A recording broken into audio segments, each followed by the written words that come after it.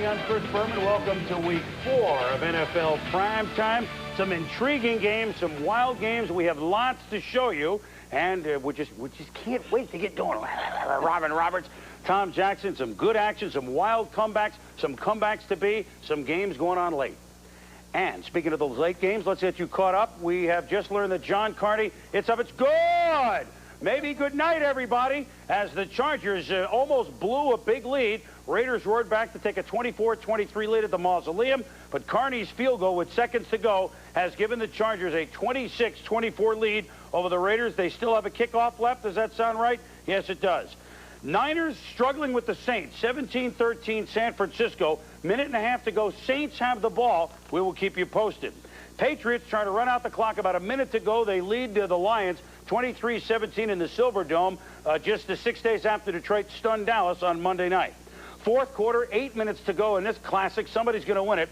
Oilers lead the Bengals 20-10. Gary Brown twisted an ankle. He is out.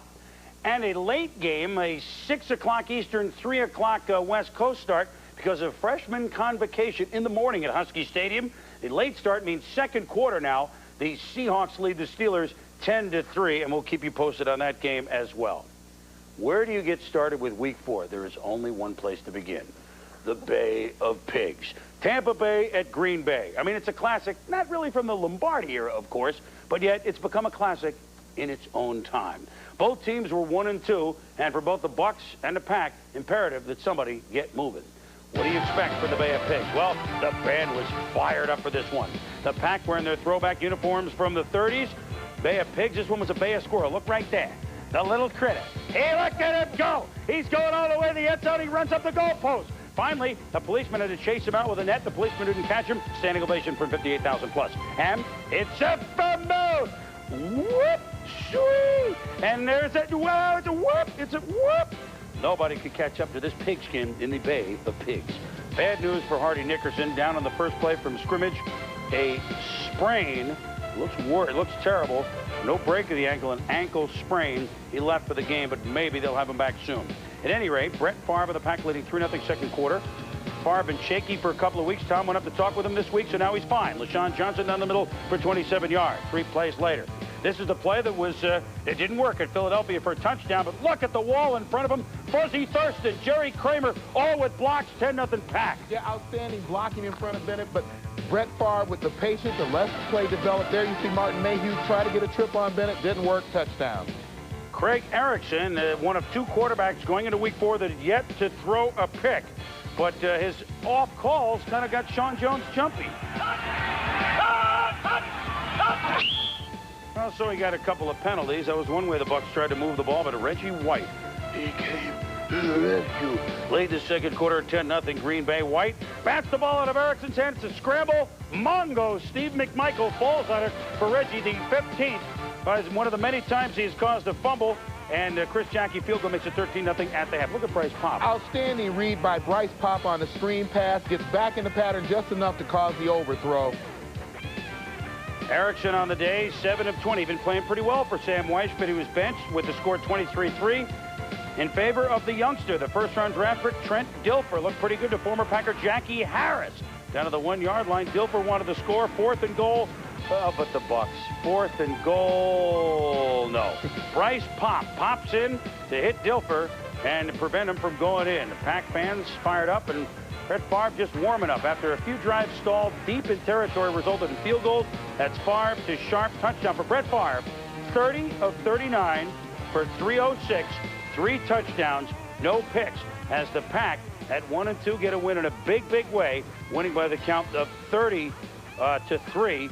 As 6 members of the championship 44 Packer team, including Tony Canadeo, were at Lambeau Field and enjoyed the Packers win. So, Tommy, we mentioned it a few times early. Jackie had short field goals, 21, 22 yards. The Pack were in deep. But you felt Brett Favre coming on, and you kind of sensed that this week up at Lambeau, didn't you? Packers had the chance to score maybe 40 points today if they got in for touchdowns instead of field goals. But we talk about Brett Favre having the patience. He showed more of that today. But when you talk to Sterling Sharp and his teammates, they talked about doing the things they needed to do to take the pressure off of Brett Favre to allow him to relax at quarterback. That happened today. You saw the results. Well, Bennett caught 8 balls for him, and the Packers now 2-2. A couple of weeks going into their bye. before they face a murderous second half of the season schedule. It's important they get going now. For Brett Favre, boy, do you think he likes to see the Buccaneers? Last 3 games against Tampa Bay, 8 touchdowns against 1 interception.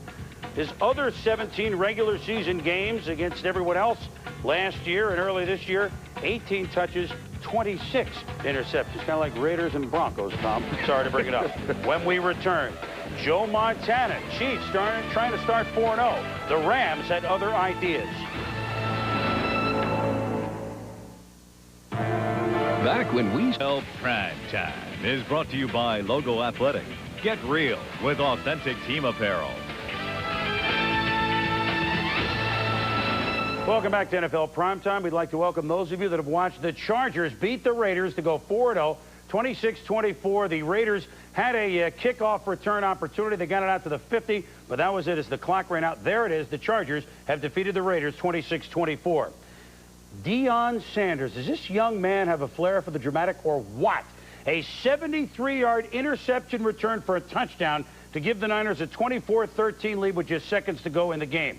The Patriots have run out the clock and have won at Detroit. Parcells squad 2-2. They beat the Lions 23-17. Doug Batson, the Pelfrey, has kicked a field goal for Cincinnati. They have the ball again with 3.5 to go. Oilers lead over the Bengals now only 7 in a battle of winless teams, 20-13. And Rick Meyer has thrown a touchdown pass to Trey Junkin from 1 yard out, 6:20 second quarter. The Seahawks, who own the Steelers in Seattle, doing it again, 17-3. When we return on NFL Primetime, we have all sorts of action to show you, including moves that defy gravity. Skins, Falcons, RFK. No. Now, even though neither team was successful last weekend playing in their old uniforms, they wore them again today. Washington in its 1937 championship unis and the Falcons wearing their 1971 duds. They were willing to try anything to win for the first time at RFK. They were 0-10 at RFK heading into this game, and June Jones, of course, hoping for a different outcome today. In the second quarter, game tied at 7 after Terrence Mathis' touchdown reception and Reggie Brooks' 2-yard run. John Freese finds Henry Ellard, and he gets loose, reaches the end zone, and just simply flips out.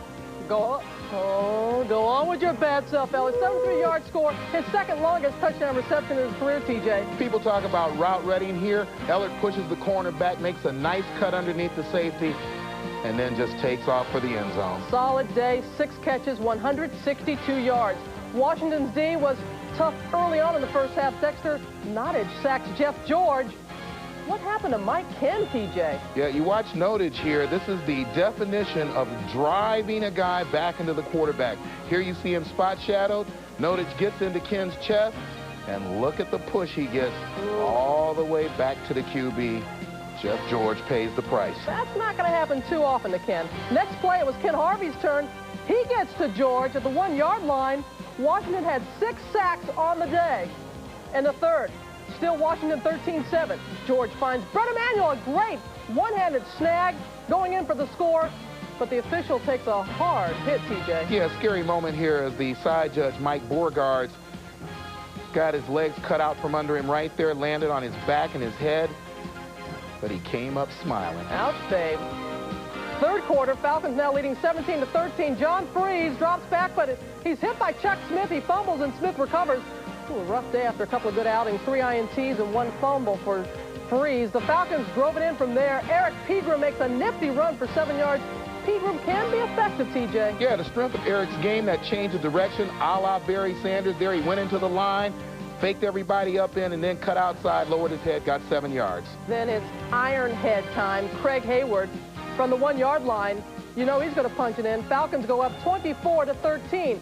Heath Schuler replaced an ineffective Freese in the fourth. And Schuler went to work, finding who else? Ellard, a nice gain. Schuler dumps one off to Ricky Irvins inside the 5. Irvin then goes in from 3 yards out. That cut Atlanta's lead to 27-20. Schuler on the drive, 6 for 6, 43 yards. Later in the game, 11 seconds left. Washington down by 7. Norv Turner telling Desmond Howard go very, very deep. With time running out, Schuler lets the Hail Mary fly, Doesn't get it to the end zone. It doesn't matter. Scott Case is there to bring it down. The prayer is not answered. Atlanta hangs on. Its first victory at RFK. 27-20 is the final. Jeff George, 22 of 35 for 270. Pair of touchdowns. Terrence Mathis caught 9 balls for 92 yards. Andre Rison, 4 for 74. The silver lining, Schuler, 10 of 16 for 93 yards, coming in late in the fourth. Pretty effective. And we saw Dilfer play some and move the Bucks a little bit. So Dilfer, Schuler getting some action. We'll see how much action they get in future weeks. That we will. A break that 10-game losing streak at RFK. Well, Rob, the Cleveland Browns at the Indianapolis Colts. Vinny Testaverde against one of the worst pass defenses in football. Something had to give. And here we go from the big horseshoe. The Natalie Clyde, Bill Belichick talking over with his quarterback. Played well last week. Third play of the game. Looks good this week. Vinny, Eric Metcalf, zip. Jeff Herod, number 54, was not the Herod experiment, can tell you that. And Metcalf is gone. 7-0 Cleveland that early in the game, Tom. Yeah, the quickness is in Metcalf's genes, just like his father, Terry. He catches, and it surprises both backers, makes that cut, foot race that Metcalf's going to win every single time. So with the Browns leading 7-0, the Colts try and come back. Colts won in week 4 here at home against the Browns last year. Jim Harbaugh, the playbook, he can run. Now, a couple times, oh, no, he's on his feet. What? No, he's on his feet. Look at Harbaugh, a good runner, a career-high 41-yard gain. Moved past Don Griffin, number 28. Harbaugh's rushing 63 yards. The bad news was that led the team more than Marshall Faulk. But at the 1-yard line, who did he give it to? The youngster, Marshall Faulk. 4th rushing touchdown of the year. The Colts already this year, more rushing touchdowns than they had all last year. Were tied at 7.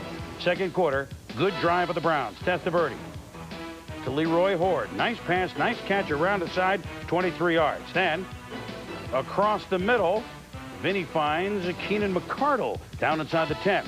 Next play,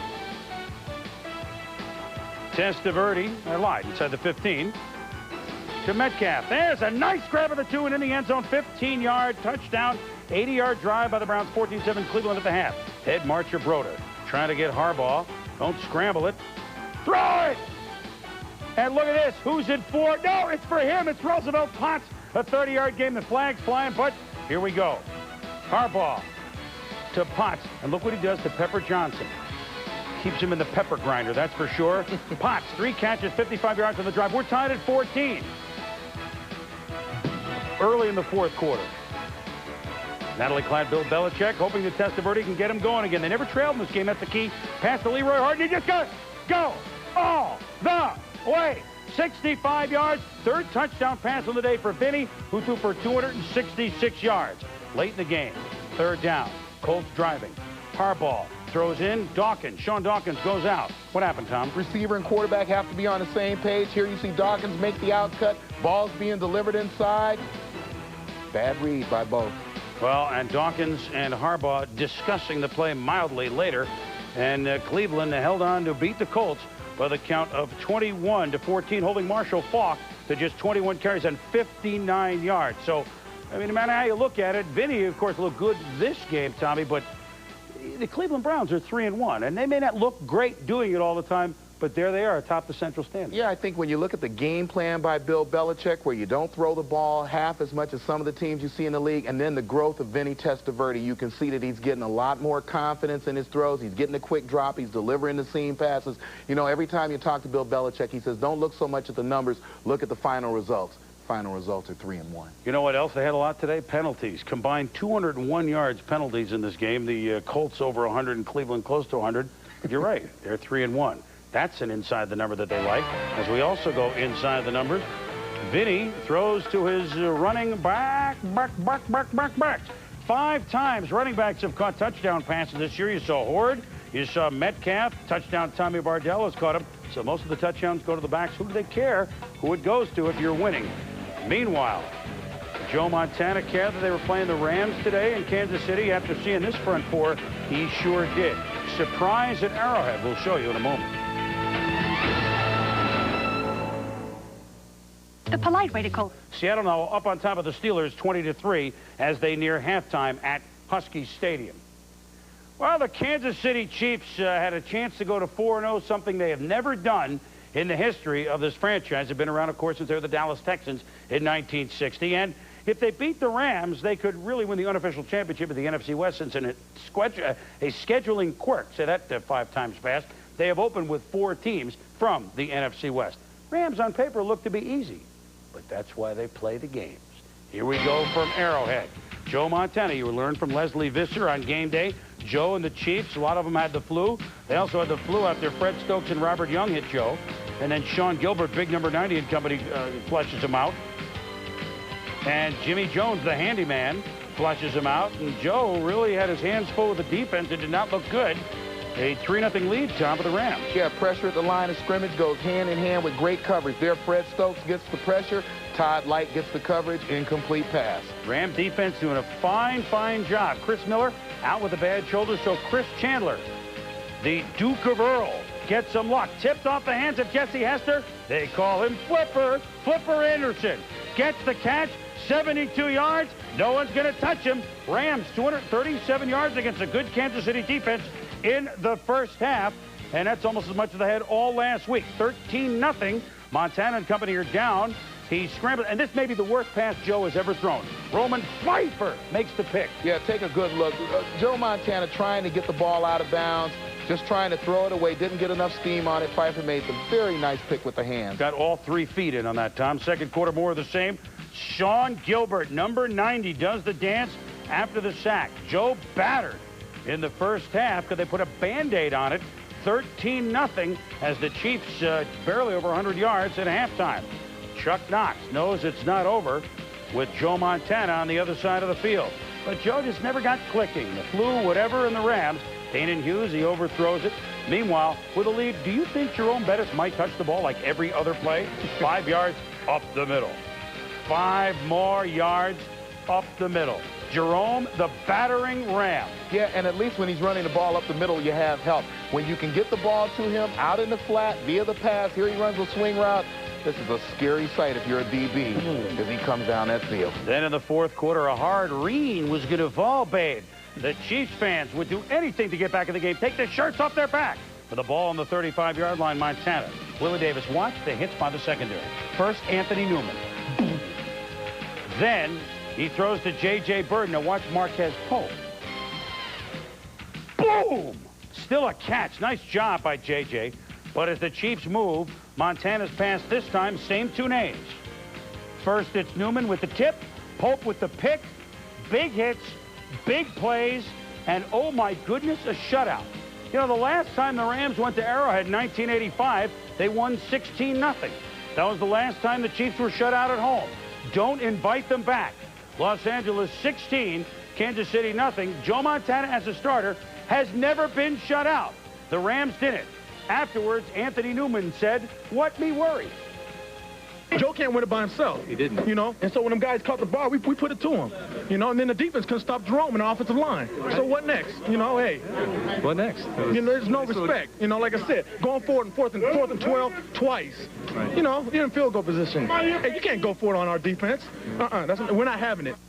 You respect that comment. And I'll tell you what, Tom, at 2-2, the Rams obviously have a lot more than a lot of us thought. Yeah, I think as we've watched football this last week, we've seen the hitting on defenses. Detroit on Monday night, the Rams today against the Chiefs. Sean Gilbert, Jimmy Jones began everything today. That 4-man front, people talk about the Rams and how tough they are up front. Everything that they did up front led to the tight coverage in the defensive backfield and led to a shutout on Joe Montana. Well, the Rams were winless in preseason, but they're 2-2 when it counts. The Colts were undefeated in the preseason, and they're 1-3 when it counts. So sometimes the preseason, what?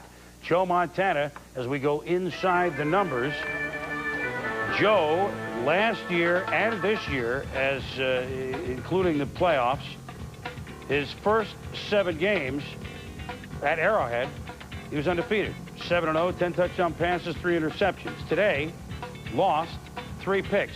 Can't do it every time. No one's perfect. Rams pitched a shutout. When we return, Dan Marino against Warren Moon. All sorts of hot under the collar, all sorts of action at the Metrodome. Well, the game of the day on paper going in, and this one on paper going out. 3-0 Miami at 2-1 Minnesota. Dan Marino and Warren Moon. For Moon and Marino, you knew these two guys might be able to use the scoreboard like a pinball machine. But for Warren Moon. Remember now, as quarterback of the Oilers a couple of years ago, he watched a 35-3 lead dissipate at the hands of the Buffalo Bills. Now, as a Viking, was it time for him to quote Yogi Berra? Could it be deja vu all over again? Well, early on, Don Shula had a feeling his Dolphins might have a hands full against the Vikes. 64,000, most ever at the Met. Terry Allen, what a game he had last week, what a game he had today. Breaks a couple of tackles, look at him go. He's going to go 45 yards into Miami territory. Allen kept churning all day long. Here's 14 more yards. He would have 113 on the day in just 15 carries.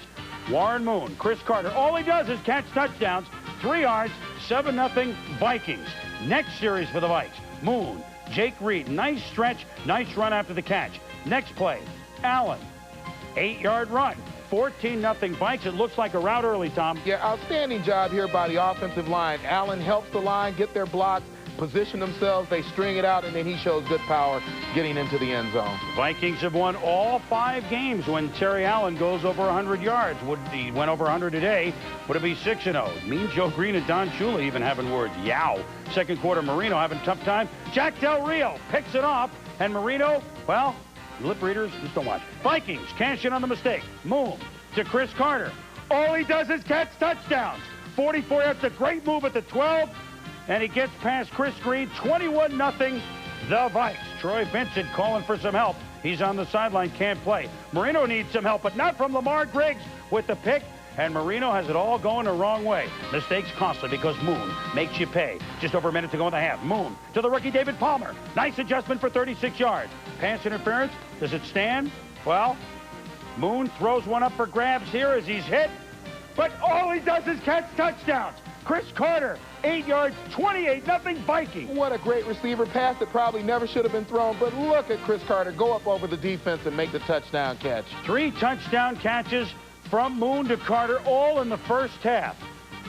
Meanwhile, after a short kick with 8 seconds left in the half, Dolphins get on the board. Marino to the second-year man, O.J. McDuffie, 26 yards, makes it 28-7. Yeah, you look here at the defense trying to figure out where people are, but when you back up into that end zone, and look at the safety right there, he's 3 yards in, 3 yards further up, you prevent that. Well, the Dolphins going for 2. Terry Kirby stacked up, hurt on the play, ligament damage, left knee, not sure yet, but Don Shula said it could be, at first look, a season-ending injury. That's bad news. Third quarter, the score 28-7. The shovel pass to Keith fires, rumbling for 30 yards. Then Marino, back to pass, shotgun, moves up in the pocket. Who says he can't move? Fires to Mark Ingram, 18 yards. Then Marino, play action, gets a block, throws to ESPN's Greg Beatty. Touchdown, they make the 2-point conversion, 28-14. Dennis Green says, wait a minute, we got to get going. But Minnesota's been good on third down conversions, except on this one, Moon, Robert Smith doesn't make it, and the tide is turning. Late in the third quarter, 4th and 8, the Dolphins go for it. Marino. Irving Fryer makes the leaping catch, holds on, it's a first down. It pays off, the gamble does. Marino, double pumps. Oh, Nelly, let me tell you about Keith Jackson. 25 yards, 28-21. Marino and the Dolphins have pulled it within 7. First time, Tom, and let's look what happened on the play. Yeah, Chris, this is a case of Dan Marino helping Keith Jackson get open. The pump fake right there drew the corner up. He couldn't get back and help the safety get to the corner pattern. Touchdown. All right, so the score 28-21. Marino liked Jackson there. He likes him more here up to the midfield. Truck takes a tough lick, takes a lick and keeps on ticking. Then Byers turns around to make the catch. Nice effort for the first down. Capping off the drive, Bernie Parmalee, his goodies into the end zone, and we're tied at 28. Dennis Green says, we had a 28-point lead at home. What? Warren Moon saying, I don't believe this. Not again. It can't be happening. Maybe I can do something about it. He can. Jake Reed over the middle had a big game. Then, we're going to pass. No, it's a draw play. Fools everybody. Where's the middle of the Dolphin defense? All the way down to the 6-yard line. Finally, Scott Graham crackers his way into the end zone. 4 yards, 35-28. The Vikes back on top. Marino says, give me that ball. Dennis Green kind of calls a flawed shot. Rivers a line drive off a Dolphin. Goes kind of as an onside kick. Shula says, you got to be kidding. They get a field goal out of this. We're down by 10.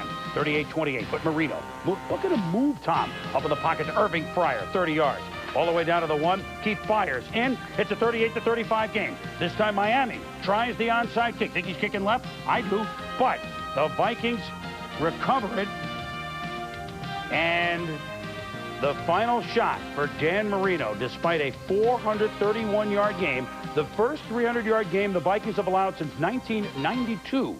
And in a wild game, the Vikes blow the big lead, but come back to win it 38-35. So each of these teams stands at 3-1. And I guess afterwards, of course, Brian Cox, one of the reasons he was not in the middle on that Allen run was this. In the middle of another controversy, Scotty Graham hits Cox when he's on the ground, and you're just not going to do that to Brian and get away with it. Here comes Brian. Here he comes. He retires. Actually, what does he do? Just say you can adjust the head strap a little bit. Afterwards, Cox incensed. I was on the ground with a guard on top of me, and he came straight at my head and hit me in the head. Fisher didn't make a call. I got up and told him about himself, and Fisher said that my finger was in his helmet and gave me 15 yards. But if he'd have been looking at the play, he'd have saw that he hit me when I was on the ground covered up. Are you disappointed, though, about costing your team 15 yards right there? What the you think? What the you think? You think I'm happy about getting 15-yard penalties? You got to be out your mind. Or you just dumb, one of the two. You think I look like being happy about 15 yards? Well, really, tell what he was doing at that point was, I mean, Scotty Graham's helmet was a little loose. He was just trying to help him put it on. You know, it's tough. The Dolphins, it's their first loss ever in their 1972 uniforms. They didn't go down without a struggle. And I got to tell you something else. What do you think the decibel level was at halftime? Shula, Marino, in the locker room. You think the paint started to peel off the wall? Do you think there was a full wind-up and fire to the plate? It was not a quiet conversation. You'd love to be a fly on the wall. I think that it was a great chess match of a game, though. The Vikings had it all their way, Tony Dungy and that defense and Dennis Green and that offense during the first half. And then you saw the ability of Gary Stevens, the offensive coordinator of the Dolphins, to go into the locker room, make adjustments. Tom Olivadotti defensively holding the Vikings down. It was a great, almost throwback game, except for the scoring. Defensively, you might expect a little bit less, but what a great football game. 931 yards in total offense each team. Miami 473, Minnesota 458. You saw a lot of the numbers. By the way, Warren Moon, now over 200 touchdown passes, 16th ever in NFL history. Marino, second all-time on the completion list, passing Dan Fouts. And oh, by the way, remember 1984? Dan Marino set NFL records of 5,084 yards passing, 48 touchdowns. First 4 games in 84, almost 1,100 yards. This year, 1,370. First 4 games in 84, 12 TD passes, same thing. So I know it's early, we got a long way to go, but right now he's on a pace to eclipse those lofty records, which maybe he's the only one that could eclipse it. When we return, 49ers and Saints. Both teams laying the lumber. Saints were tougher than the Niners gambled. Field goal on the last play of the half by the Steelers, Gary Anderson, has kept the Seahawks lead over the Steelers to 14. 20-6 Seattle at the half. We shall keep you posted. The New England Patriots certainly played some of the most exciting games this season, Rob, but they're only 1-2. The Detroit Lions may be the most exciting game of the season when they upset Dallas, but you had to wonder, Monday night win on road, 40 carries, Barry Sanders, how much fuel left in the tank? You had to wonder if there would be an emotional letdown in this game. You know the Pats can score. That is not the problem. They had scored 30 or more points in 5 straight games dating back to last season. The problem has been Bill Parcells' D. The problem is stopping the other guy. In this case, the other guy being Barry Sanders. Coming off a big performance against Dallas, nearly 200 yards rushing. Lions ball, the Patriots 42. 4th and inches. Scott Mitchell stopped short of the quarterback sneak. Was that an omen for things to come? In the first quarter at 3rd and 7, Drew Bledsoe going to Michael Timpson for 13 yards, keeping the drive alive. Matt Barr connects on a 20-yarder, his 10th straight field goal. Hey, that's a Pats record. He has 1 of 3 of his field goals today. Patriots in the lead, 3-0. Barry Sanders found little success running to the outside. The Pats D, good job of containing Sanders. Kept him in check. The first half, 4 rushes, only 6 yards. Second quarter, Patriots ball, 3rd and 1. Bledsoe to Turner on a swing pass for a big gain. This one for 33 yards, TJ. Yeah, and a great block here by number 82, Vincent Brisby. Comes up right there, gets his head right where it needs to be, in front, allowing Turner to go on and get a first down. The very next play, Bledsoe with Brisby near the sideline for 42 yards. 1st and goal. Marion Butts. A 5-yard touchdown run. Patriots up 10-0, TJ. Yeah, great blocks here by Kevin Turner and Bob Cratch. And look at Butts get right behind them, get right off their hip, and drive to the end zone. Lions ball on the 35-yard line. Sanders gets a handoff and scampers. He is loose. His first touchdown of the season, would you believe it? Cutting the lead to 10-7. Late in the second quarter, 4th and inches. Marion Butts goes for it on first down. Same drive, 4th and 4. Gutsy plays by the Pats. Bledsoe hits Michael Timpson for a first down. The gambling pays off. 2nd and goal. Bledsoe looking, finding Ben Coates. 8-yard touchdown pass. Bledsoe and the Patriots led 17-7 in the third. Pats leading now 20-7. Barry Sanders. You got to watch this run. 39 yards. Oh, he's an all-pro.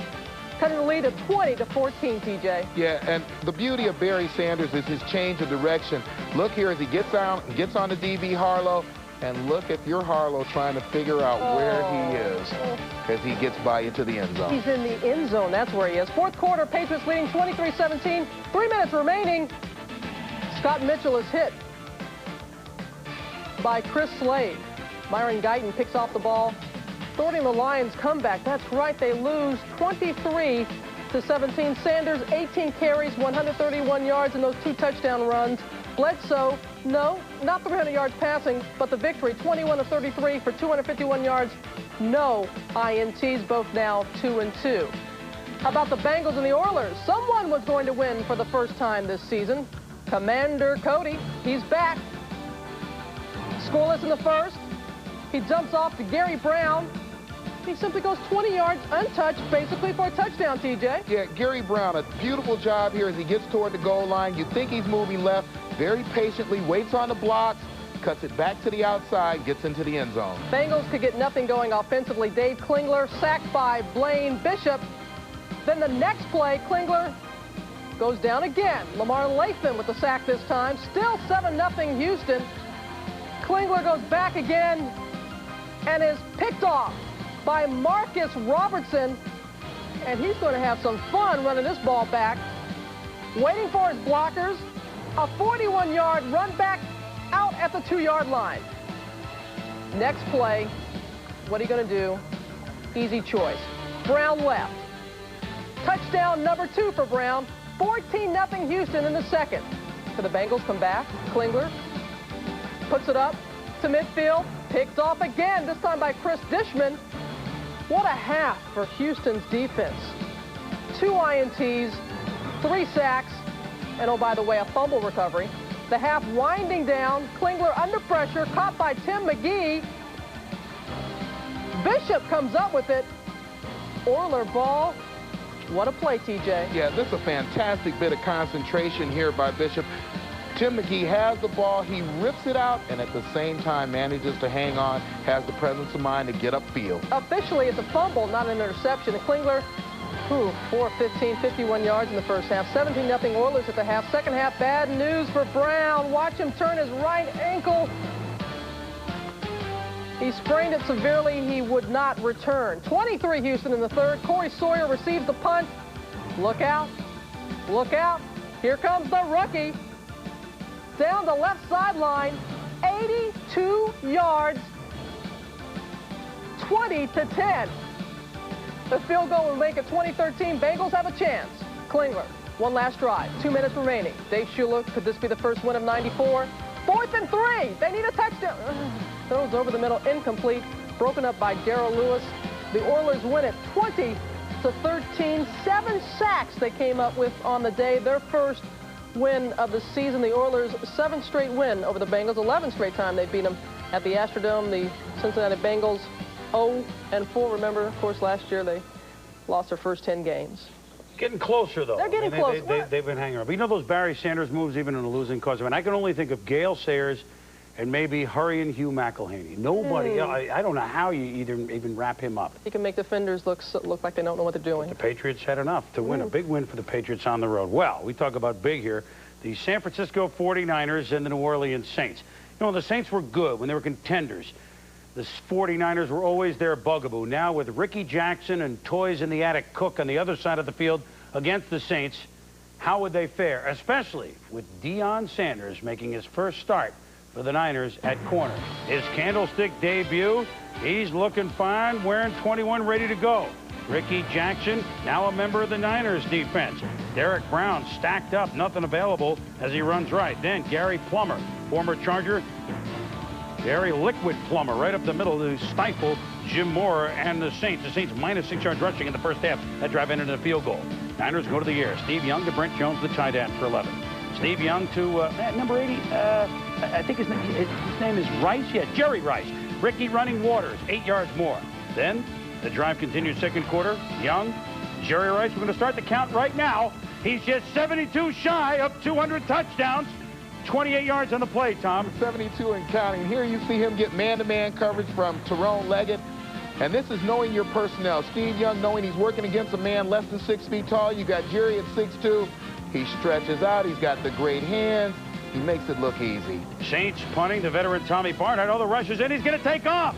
And look at him go. A 21-yard run. The longest Saint run this year. It's the punter. By the way, he also is the leading rusher in this game for New Orleans, but it's a first down, keeping the drive alive for the game Saints. Despite their offensive problems, they were game today. Everett, right. Derek Ned makes the catch behind himself for a first down. Then, 3rd and 3, blitz by the Niners. Everett to the young tight end Herb Smith. Makes the catch, makes the turn, and drags Merton Hanks into the end zone. Saints finally get a touchdown in the first half, their first one all year. Everett, well, would the Saints be inflated? They led at 13-10 at the half. Steve Young says this can't happen. Waters for 13. Brent Jones for 6. Young. Jones for 9. Young looking to the end zone. Jones thinks it's for him. Watch what happens. Can I get it? No, but it's Jerry Rice, just 71 shy of 200 touchdowns. This is zone coverage here. Watch the corner, pass him off to the safety. But look where the safety's head is, back in the backfield. Scary thought not covering Jerry Rice, knowing where he is. Scary thought covering him. Well, the Saints, late fourth quarter. It's 17-13, San Francisco. They're in it. Everett shotgun. Derek Ned, but picked off by Merton Hanks. But the Saints defensive Jim Mora holds them to a punt. They get another chance. 47 seconds to go. Everett, and look at him go. It's Deion. You know it's coming. Prime time. Prime time. You've got to be kidding me. You couldn't write a script like this. A minute to go. The game on the line. Deion, his first appearance at Candlestick. George Seifert says, they don't write this in Hollywood. Touchdown. Sanders, 74 yards. And San Francisco beats a very game Saints team today by the count of 24-13. To up their mark to 3-1. Pair of touchdowns for Young, both to Jerry Rice. And you see his numbers, 245 yards for Young. Rice caught 5 balls. When we return, you talk about a wild game like we had Miami, Minnesota. We've got one with the Lightning Bolts and the Raiders. Ouch, Ben. True confessions about calling. Stadium in the third quarter. The Steelers have taken the kick, and they're down at about the 1 or 2 yard line, trailing 20-6 to the Seattle Seahawks. We will keep you posted. Seahawks have stacked them up twice now, as the Steelers are now looking at a third down situation.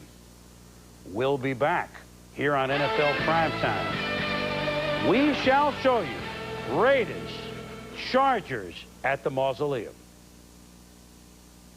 Primetime. AFC West upside down. I know the Chiefs are near the top, or near the top, but Lightning Bolts expected to be last.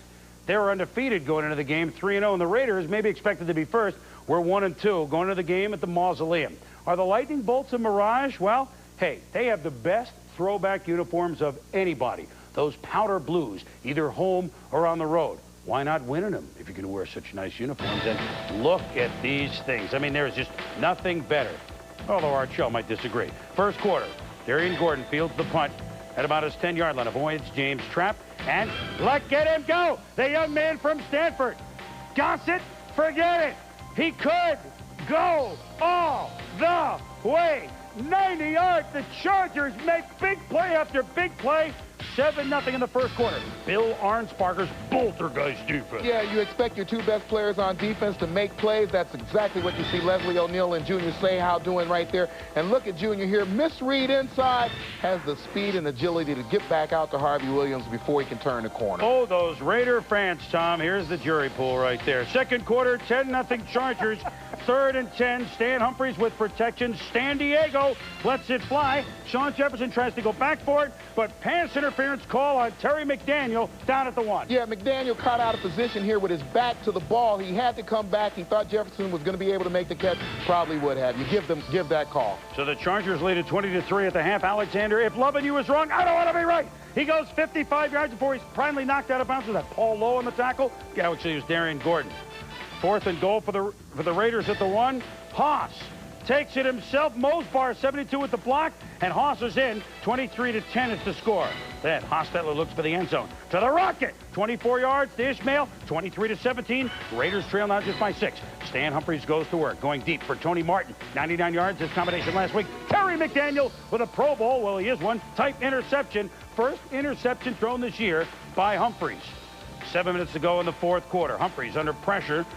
Throws to Shannon Mitchell. First of all, it's picked off by Lionel Washington, and he goes down the sideline to give the Raiders a 24-23 lead. The tough news, Humphries looked severely injured on the play. In pain, Gail Gilbert, perhaps seen his first regular season action since 1990. But guts by Humphries. Look at him move out and take on Nolan Harrison. And then out of the backfield, same drive. Here is Humphries going to the near sideline. Just short. John Carney just short of the first down. Humphries looking for Ronnie Harmon across the middle. He's down to the 23-yard line. Art Shell worried. He should be. Chargers, 7 seconds to go. They're down 24-23. 33-yard field goal. John Carney. Sheila McCray. Good night, everybody. Bobby Ross knows it's good. And the Lightning Bolts are 4-0. For the first time since 1980. The year they went all the way to the title game in the AFC, were beaten by the Raiders at Jack Murphy Stadium. But this time they beat the Raiders for the 4th straight time at the Mausoleum. 26-24 San Diego. And I'll tell you what, Tom, even though the Raiders made a great comeback, San Diego plays with a lot of poise. They supposedly lost some of their big play players, Anthony Miller, etc., but they have poise and confidence, and that's a big reason why they're 4-0. Yeah, they have Jefferson, they have Harmon, they have people who can make big plays. I think Stan Humphries has certainly settled that whole offense down. They show a lot of speed at almost every position. And I have to say something about Jeff Hostetler, how courageous he is, because without the running game that we thought the Raiders might have this year, he's getting hit every single time he goes back to throw the football. Haas and Humphries both showing a lot of courage out there. A great game, and the Chargers win it. They're sitting alone with the Chiefs' loss atop the AFC West. By next week, Kansas City at San Diego in 2 weeks. When we return on NFL Primetime, game balls for Week 4, the last Sunday of football in September. Who would garner the balls? Some players, some others. We'll be back. Time is brought to you by Glidden, celebrating 125 years of making the world a more colorful place. Oh, our man Sag can't help himself, can he? 100-yard rushers for Week 4 in the NFL. Jerome Bettis, 132 yards. He was a battering ram, literally. Barry Sanders, another 100-yard game, but this time in a loss. Terry Allen, another 100-yard game for the Vikes. That's our honor roll for 100-yard rushers. Game balls. Well, he didn't run for 100 yards, but playing with a separated shoulder, running back for the Packers, Edgar Bennett. And look at what he did today. As a lead blocker, time after time for Reggie Cobb, with the shoulder, lowers it to block Demetrius DeBose on this play. He carried the ball 7 times. He caught 8 from Brett Favre, one of them a 9-yard touchdown. He blocked well. Hey, my prime time game ball goes to Edgar Bennett of the Pack. Rob? One gutsy performance, Boomer, deserves another. My game ball goes to the Lightning Bolt, Stan Humphries. You see, he's limping off the field in the 4th quarter, but he came back. He didn't sit out. Leading the way and putting a block on Nolan Harrison here. Stan Humphries playing hard. You see his numbers, nothing spectacular, but a gutsy performance in leading the Lightning Bolts to a come-from-behind victory, so they're now 4-0. What do you got, TJ? Well, my game ball, Robin, is going to go to one of the men in stripes. Here, Mike Beauregard gets his legs cut under him by Redskins safety Martin Bayless. He was down for a while. You could see him agonizing there, but he must have known he was going to get my game ball because he comes up smiling. 5th year in the NFL, president and owner, Advertising Specialties, St. Louis. Boom. And referees and officials with new contract. Way to go. This update you saw perhaps on game day this morning or earlier today. Phil Simms, our Phil Simms. Well, right now he is still our Phil Simms. Nothing has changed. Arizona offer, will they call him with more? That's still pending a little bit. But right now, Phil Simms, nothing doing, not going to the Arizona Cardinals, who, of course, were idle on this Sunday. Prime Monday comes your way with Mike Tirico and the gang at 7:30 Eastern Time for 90 minutes. We'll be making the annual pilgrimage to Rich Stadium for the Bills and the Broncos. We'll see you next week on Game Day in Primetime. For Robin Roberts, Tom Jackson, this was a fun one. Hope you agree. I'm Chris Wood.